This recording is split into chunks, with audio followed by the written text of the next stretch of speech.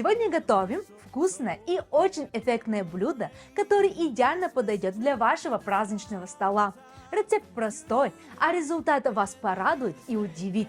И если вам понравится сегодняшнее блюдо, то обязательно ставьте лайк.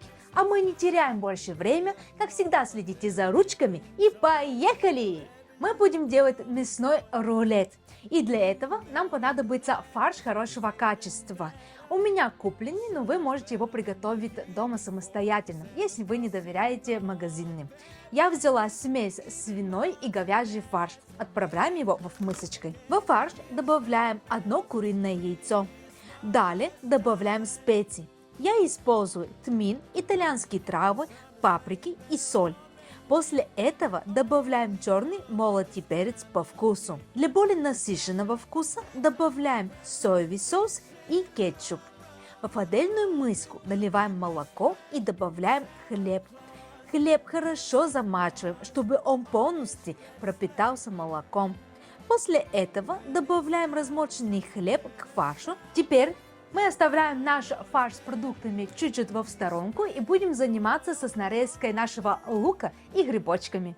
Для начала берем лук и очень мелко нарезаем ножом, стараясь, чтобы кусочки получились максимально маленькие и аккуратными.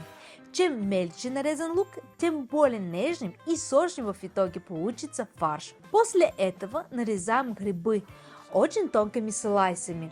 Выкладываем их на сковородку и обжариваем до полного приготовления. Важно, чтобы из грибов полностью выбралась вся жидкость. Когда грибы готовы, добавляем их к нашему фаршу. Теперь наши продукты все в сборе, поэтому мы начинаем это все перемешать и получать однородную консистенцию. Главное, чтобы когда мы это все объединили, тоже хорошо и отбили. И потом я вам покажу, что нам нужно сделать. Сейчас займемся соусом, точнее глазировкой. Начинаем с кетчупа. Он будет основой нашего соуса.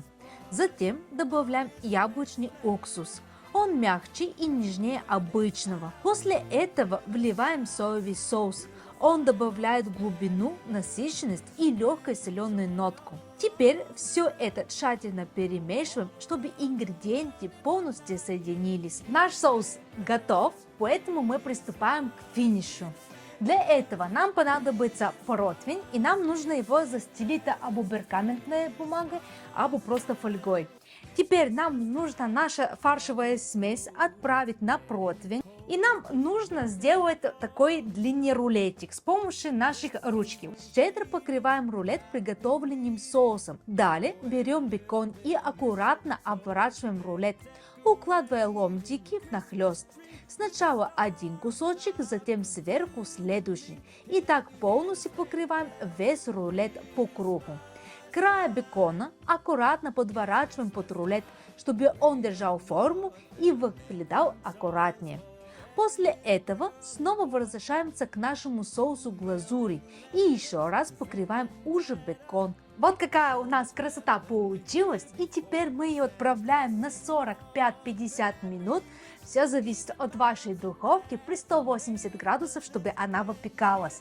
Периодично, каждые 15-20 минут я буду открывать духовку и буду глазировать нашего рулета до полной готовности. Все, увидимся чуть позже.